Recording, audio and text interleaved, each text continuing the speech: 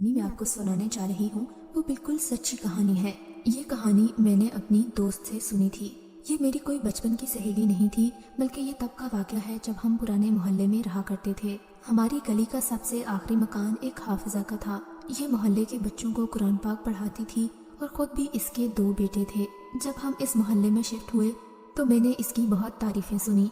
एक दिन मैंने सोचा कि क्यों ना मैं उसके घर का चक्कर लगाऊं और इसी बहाने कुरान पाक के बारे में कुछ सीख भी लूं, क्योंकि मैं कुरान पाक पढ़ते हुए काफ़ी गलतियां कर जाती थी और अब मैं चाहती थी कि मैं उससे अच्छी तरह कुरान पाक भी सीख लूं।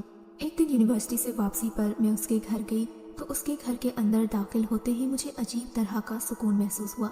घर का बैरूनी दरवाज़ा हर वक्त खुला रहता था, शायद इसलिए कि बच्चों का आना जाना लगा रहता था, और यूं भी मोहल्ले में उसकी शोहरत बहुत अच्छी थी। खैर, मैं बताती चलूं कि उसके घर में दाखिल होते ही मुझे एक अजीब तरह की सुकून और ठंडक का एहसास हुआ।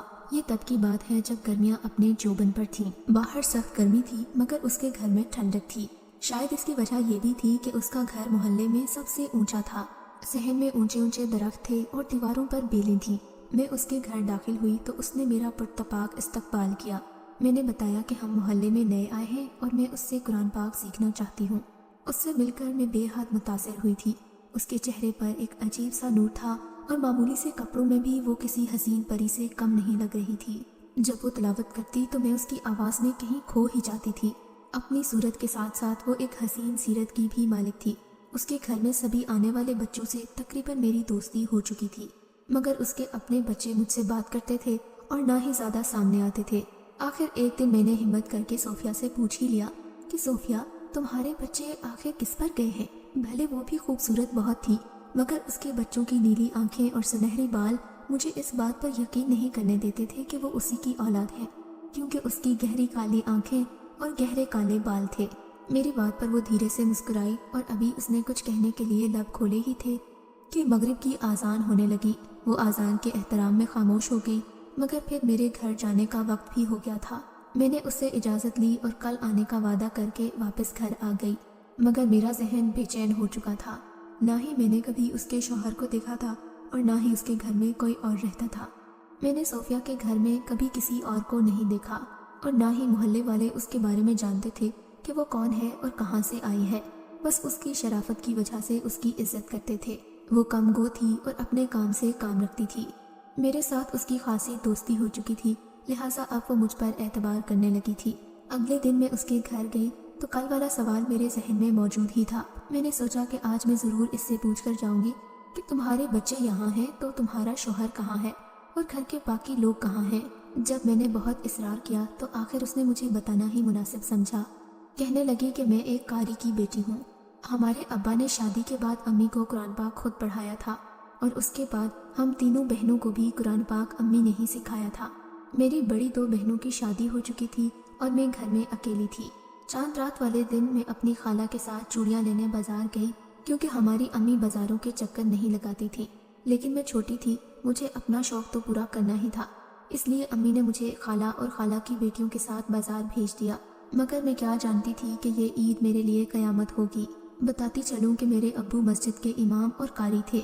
हमारी रिहाइश मस्जिद के साथ जुड़े ही एक क्वार्टर में हुआ करती थी। मस्जिद में नमाजी नमाज पढ़ते थे तो हमारे घर में भी आवाज़ आती थी। ये मेरी ज़िंदगी के बेहतरीन दिन थे। मगर उस दिन जब मैं घर आई तो देखा कि मस्जिद के पास एम्बुलेंस की आवाज़ें आ रही हैं और लोगों का हजूम जमा है। मैं परेशान हो गई। पता चला कि मस्जिद में धमाका हो गया है। 50 के करीब नमाजी ज़ख्मी हो गए थे और तकरीबन इतने ही शहीद भी हो चुके थे। मेरी तो जैसे दुनिया ही उजड़ गई थी। मेरे अम्मी अब्बू भी इस हादसे में फौत हो गए थे। मेरी दुनिया ही उजड़ चुकी थी। हमारा तो पहले ही कोई नहीं था। अब मैं पहले से भी ज़्यादा बेसहारा हो गई थी। मेरी समझ में नहीं आता था कि मैं किधर जाऊं और क्या करूं। 40 दिन तक तो मुझे होश ही नहीं रहा। मैं खाला के घर पड़ी रोती रही और खाने पीने का कोई ख्याल नहीं किया। मैं काफ़ी लागर हो चुकी थी। खाला और खालू ने लाख समझाने की कोशिश की कि अब इस घर को छोड़ दो।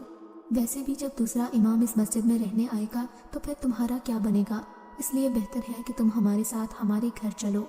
मगर मैंने खाला खालू की बात नहीं मानी और मस्जिद के मुंतज़मीन से बात की कि मुझे कुछ अरसा यहाँ रहने दिया जाए। अब मैं अपने अम्मी अबू के घर में रहती थी, मगर मैं अकेली नहीं थी। मस्जिद के मुंतज़मीन की बीवियाँ मेरे साथ आकर बैठती थीं और मेरा गम बटाती थीं। ان دنوں میرا دل بہت غمگین رہنے لگا تھا، مگر میں قرآن پاک کی تلاوت کرتی تھی۔ مجھے تلاوت کرنے میں سکون محسوس ہونے لگا تھا۔ اب میں اکثر رات کو سونے کی بجائے دروازہ بند کر کے تلاوت کیا کرتی تھی۔ میری آواز بچپن سے ہی بہت خوبصورت تھی اور مجھے تلاوت کرنے کا شوق بھی بہت تھا، مگر اب مجھے تلاوت کرتے ہوئے یوں محسوس ہوتا کہ میں اکیلی نہیں ہوں، بلکہ میرے ساتھ کوئی اور بھی ہے۔ میں نے اس بات کی پرواہ نہیں کی کیونکہ میں جنوں بھوتوں پر یقین نہیں رکھتی تھی۔ اگر یقین تھا بھی تو اس بات پر زیادہ یقین تھا کہ نماز اور قرآن پڑھنے والے کو کوئی چیز نقصان نہیں پہنچا سکتی، لہٰذا میں اس بات سے لاپرواہ تھی کہ میرے ساتھ کوئی سایہ یا جن ہے، حالانکہ اس بات کا کئی بار مجھے اشارہ مل چکا تھا۔ مثلاً ایک دن میں قرآن پاک پڑھتے پڑھتے جائے نماز پر ہی سو گئی، مگر جب اٹھی تو میرے اوپر کسی نے رضائی تان دی تھی اور میں جائے نماز کی بجائے اپنے بیڈ پر لیٹی ہوئی تھی۔ اس بات پر میں کافی حیران ہوئی، مگر پھر غور کرنے کو باقی چیزیں بہت تھیں، اس لیے میں یہ بات بھول بھال گئی، مگر اب یہ روز کا معمول ہی بن چکا تھا۔ میں اکثر قرآن پاک پڑھتے پڑھتے جائے نماز پر سو جاتی اور میری آنکھ میرے بستر پر کھلتی تھی، مگر نہ جانے کیوں اکیلے ہونے کے باوجود اس بات نے مجھے خوفزدہ بالکل بھی نہیں کیا۔ میں نے اپنا معمول جاری رکھا اور دن رات قرآن پاک کی تلاوت میں مصروف رہتی تھی، مگر ایک دن عجیب واقعہ ہوا۔ اس واقعے نے میری ساری زندگی بدل کر رکھ دی تھی۔ ہوا یوں کہ یہ 14 شعبان کی رات تھی اور میں نے عبادت کا خاص انتظام کیا تھا۔ اس رات میں نے اپنے امی ابو کے لیے خصوصی دعائیں مانگنی تھیں۔ میری عادت تھی کہ میں عبادت بھی تیار ہو کر بن سنور کر کرتی تھی، کیونکہ میرے خیال میں یہ عبادت کرنے کا صحیح طریقہ تھا۔ اس دن بھی میں نے اپنا سفید اجلا لباس پہنا، بالوں کو کنگھی کی، خوشبو لگائی اور جائے نماز پر آ کر بیٹھ گئی۔ یہ تقریباً کوئی رات 12 بجے کا وقت تھا جب چاندنی میری کھڑکی سے چھن کر آ رہی تھی۔ ماحول بہت ہی پرکیف تھا اور رات انتہائی خاموش تھی۔ میں نے کھڑکی کے آگے جائے نماز بچھائی اور عبادت میں مشغول ہو گئی۔ کچھ نوافل ادا کرنے کے بعد میں نے دوبارہ سے تلاوت شروع کر دی تھی۔ ایسے میں مجھے لگا کہ کوئی سایہ کھڑکی سے اندر آیا ہے۔ یہ سفید رنگ کا حیولہ تھا اور ہوا کے ساتھ ہی خوشبو کا ایک چھونکا بھی کھڑکی سے اندر آیا تھا۔ رات کے اس پہر خوفزدہ ہونے کی بجائے مجھے اس سائے کی وجہ سے عجیب سا سرور محسوس ہونے لگا تھا۔ میں نے جائے نماز سے نظریں ہٹا کر اس کی طرف دیکھا تو وہ انتہائی خوبصورت نوجوان تھا۔ مجھے یوں لگا کہ میں کوئی خواب دیکھ رہی ہوں۔ اس کی آنکھیں گہری نیلی اور بال سنہری تھے۔ اس نے بھی میری طرح سفید رنگ کا لباس پہن رکھا تھا۔ ہمارے گھر میں شروع سے ہی پردے کا ماحول تھا اور میں نے کبھی اپنے کزنوں تک سے بات نہیں کی تھی، مگر یہ شخص دیکھ کر مجھے اپنے دل پر اختیار نہیں رہا تھا۔ میں بے اختیار اسے دیکھے چلی جا رہی تھی۔ میں نے اتنا حسین چہرہ زندگی بھر نہیں دیکھا تھا۔ ابھی میں اسے دیکھنے میں مگن تھی کہ وہ میرے پاس آیا اور گھٹنوں کے بل بیٹھ گیا۔ وہ مجھ سے ہم کلام ہوا تو مجھے یوں لگا جیسے کہ یہ چاندنی رات تھم گئی ہو۔ مجھے اپنے آپ پر یقین نہیں آ رہا تھا، لگ رہا تھا جیسے یہ کوئی خواب ہے۔ اس نے مجھ سے محبت کا اظہار کیا۔ اس نے اپنا نام رحمان بتایا اور کہنے لگا کہ میں ایک مسلمان جن ہوں۔ ایک دن میں اپنے قافلے کے ساتھ یہاں سے گزر رہا تھا کہ میں نے تمہاری تلاوت کی آواز سنی اور میں رکے بغیر نہیں رہ سکا۔ میں تمہاری اسی کھڑکی سے اندر آیا تھا اور میں نے تمہیں دیکھا تو میں تم پر فدا ہی ہو گیا۔ مجھے یوں لگا کہ کوئی پری آسمان سے زمین پر اتر آئی ہے۔ پہلے میں نے تمہیں اپنے جادوئی شیشے میں قید کر لیا اور اپنی جگہ بیٹھے بیٹھے ہی تمہیں دیکھ لیتا تھا، مگر پھر مجھ سے رہا نہیں گیا۔ میں تمہارے ساتھ اسی کمرے میں رہنے لگا۔ میں تمہارا خیال رکھتا تھا، مگر میں نے تمہیں پریشان کرنا مناسب نہیں سمجھا، تو آج میں نے سوچا کہ ہمت کر کے تمہیں سب کچھ بتا ہی دوں گا۔ میں تم سے بے حد محبت کرتا ہوں۔ کیا تم مجھ سے شادی کرو گی؟ میں اپنی دنیا چھوڑ کر تمہاری دنیا میں آ جاؤں گا، تمہاری طرح کا انسان بن کر رہوں گا، مگر خدارا میری محبت کو ٹھکراؤ مت۔ میں ہر قدم پر تمہارا ساتھ دوں گا، تمہارے سارے خواب پورے کر دوں گا اور تمہاری زندگی سے غموں کو مٹا دوں گا۔ مجھے اس نے بولنے کا موقع ہی نہیں دیا تھا۔ میں حیرت زدہ نظروں سے اسے دیکھے جا رہی تھی۔ یہ سب کچھ مجھے بہت حسین لگ رہا تھا۔ شاید اس نے میری آنکھوں میں میرا جواب پڑھ لیا تھا۔ وہ میرے پاس آیا، اس نے میرا ہاتھ تھاما، اس نے میرے دونوں ہاتھ اپنے ہاتھوں میں لیے اور مجھے آنکھیں بند کرنے کو کہا۔ آنکھیں بند کرتے ہی مجھے یوں محسوس ہوا کہ اس نے مجھے اپنی باہوں میں بھر لیا۔ جب اس نے مجھے آنکھیں کھولنے کو کہا تو میں کسی اور ہی دنیا میں آ چکی تھی۔ دور دور تک روشنی پھیلی ہوئی تھی اور ہر طرف سفیدی تھی۔ جہاں میں کھڑی تھی وہ ایک شیشے کا محل تھا۔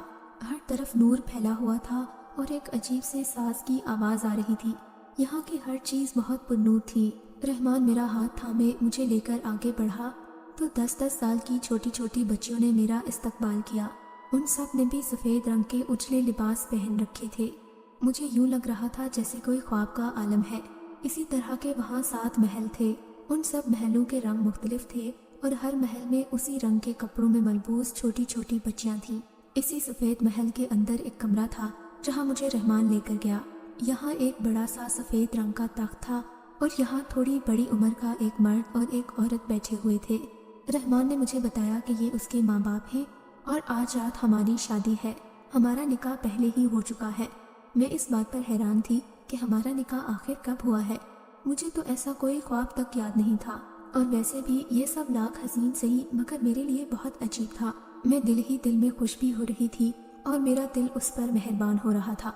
मैं चाहती थी कि वो यूं ही मेरा हाथ अपने हाथ में लिए चलता रहे और हम बातें करते रहे। मैं उसके अम्मी अब्बू से मिली तो मेरा भरपूर इस्तकबाल किया गया। खातमाओं को बुलवाया गया और मेरे लिए एक जोड़ा मंगवाया गया। ऐसा खूबसूरत और हसीन जोड़ा मैंने अपनी ज़िंदगी में कभी नहीं देखा। ये सुर्ख और सफ़ेद रंग का एक खूबसूरत लिबास था और इस पर हीरे चढ़े हुए थे। खातमाओं ने मुझे किसी शाही दुल्हन की तरह तैयार किया था। इस महल में आकर मैं गोया पहले से भी ज़्यादा हसीन हो गई थी। मेरे बालों को एक ख़ास किस्म के पानी से धोया गया था। अब मुझे अपना आप उन जिन शादियों की तरह खूबसूरत लगने लग गया था। थोड़ी ही देर में मैं दुल्हन बन चुकी थी और रहमान भी मेरे सामने दूल्हे के रूप में आ चुका था। उसने सफ़ेद रंग का खूबसूरत लिबास ज़ेबतन कर रखा था। वो मुझे देखते ही मोहब्बत से मुस्कुराया और हमें एक और तख्त पर बिठा दिया गया। उसके बाद जिन जातियों ने एक ख़ास किस्म की मौसीकी पर खूबसूरत रक्स किया। शायद ये मेरी और रहमान की शादी की दावत थी। तभी यहाँ पर बहुत सारे लोगों को जमा किया गया था। ये सब लोग भी इंतहाई खूबसूरत और पुरनूर चेहरों वाले थे। सब लोग मुझे झुक झुक कर सलाम कर रहे थे और तहाइफ भी दे रहे थे। शादी की दावत ख़त्म हुई तो रहमान मुझे अपने साथ एक कमरे में ले आया। ये कमरा पूरे महल से भी कहीं ज़्यादा हसीन और खूबसूरत था। रहमान ने बताया कि ये मेरी और उसकी ख्वाबगाह है। इस ख्वाबगाह में बहुत सारे शीशे रखे थे और एक शीशे में मेरी वो वाली तस्वीर थी जहाँ मैं कुरान पाक पढ़ रही थी और अपने मस्जिद वाले घर में ही मौजूद थी। उस रात में रहमान की गुर्बत पाकर मुकम्मल हो गई। जब मेरी आँख खुली तो मैं अपने मस्जिद वाले घर में ही थी, मगर मैं अकेली नहीं थी। मेरे पहलू में वही नौजवान सोया हुआ था। अगली सुबह वो मुझे मस्जिद वाले घर से निकालकर इस घर में ले आया था। जब मैं यहाँ आई तो मैं उम्मीद से थी। मुझे नहीं मालूम था कि मैं यहाँ कैसे पहुँची और मालिक मकान से किसने बात की। अगले दिन मालिक मकान की बीवी आई और कहने लगी कि आपके शौहर ने हमें अगले साल तक का किराया दे दिया है और हमें आपका ख्याल रखने की तलकीन की है। अगर आपको कोई भी तंगी तकलीफ हो तो आप मुझे ज़रूर मुत्तला कीजिएगा। कुछ महीनों बाद मेरे यहाँ 2 बेटों की पैदाइश हुई और इस दौरान रहमान मुझसे मिलता रहा। वो अभी भी मेरे साथ रहता है मगर किसी को नज़र नहीं आता। उसकी ख्वाहिश है कि मैं मोहल्ले के बच्चों को कुरान पाक पढ़ाऊँ। अभी भी जब मैं तिलावत करती हूँ तो वो पहले की तरह ही शौक़ से मुझे सुनता है। मोहल्ले वाले मेरे बारे में ज़्यादा नहीं जानते और शायद जानना भी नहीं चाहते, मगर अब मेरी मजबूरी है। मैं यहाँ ज़्यादा अरसा नहीं रह सकती क्योंकि मैंने तुम्हें अपने राज से वाकिफ़ कर दिया है और शायद ये हमारे लिए बेहतर नहीं होगा।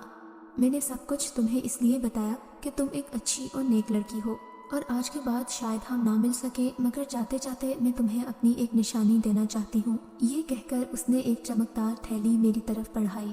मैंने कुछ ना समझते हुए वो थैली ले ली क्योंकि अभी तक उसकी कहानी सुनकर मैं हैरत में डूबी हुई थी। उसकी कहानी सुनते सुनते मगरिब का वक्त हो गया था और मैं बिना कुछ सोचे समझे वो थैली लेकर उसके घर से निकल पड़ी। घर आकर थैली खोलकर देखा तो उसमें बेशुमार छोटे छोटे कीमती पत्थर थे। मालूम नहीं हीरे थे या कोई और पत्थर, मगर उनकी चमक से लगता था कि वो बहुत कीमती है। मैंने वो थैली अपने पास रख ली और सोचा कि कल दोबारा जाऊंगी तो ये उसे वापस कर आऊंगी। न जाने ये कितने कीमती पत्थर हैं और मैं इनकी हकदार भी हूँ या नहीं। मैं अगले दिन शाम की बजाय सुबह 10 बजे ही उसके घर चली गई, मगर ये देखकर हैरत हुई कि घर पर ताला पड़ा हुआ था। मैंने ज़्यादा किसी से कोई पूछगछ नहीं की और घर वापस आ गई। सोचा कि शाम को जाऊंगी, शायद वो अपने किसी काम से कहीं गई होगी, मगर शाम को मोहल्ले के बच्चों से पता चला कि सोफिया बाजी मोहल्ला छोड़कर चली गई हैं। मैं उसके जाने पर बहुत गमज़दा हुई। मैं उससे शायद कुछ और भी सवालात पूछना चाहती थी, मगर शायद उसने इतना ही बताकर मुझे खुद से जुदा कर देना मुनासिब समझा था। कीमती पत्थरों वाली थैली अब भी मेरे पास मौजूद है और मुझे सोफिया की याद दिलाती रहती है। میں نے آج تک ان پتھروں کے بارے میں کسی سے ذکر نہیں کیا اور نہ ہی کرنا چاہوں گی۔ بس انہیں پا کر مجھے ایک عجیب طرح کے سکون کا احساس ہوتا ہے۔ میں وہ پتھر دیکھ لیتی ہوں اور ایک ادھوری سی مسکراہٹ میرے چہرے پر پھیل جاتی ہے۔ اگر آپ کو یہ کہانی اچھی لگی ہے تو اس ویڈیو کو لائک کیجیے اور اس طرح کی مزید ویڈیوز دیکھنے کے لیے ہمارے چینل کو سبسکرائب کیجیے۔ اور ہاں، اگر آپ کی کسی دوست، رشتہ دار یا بہن کے ساتھ خدا نہ کرے ایسا کوئی واقعہ پیش آیا ہے تو ہمیں کامنٹ سیکشن میں اس کے بارے میں ضرور بتائیے۔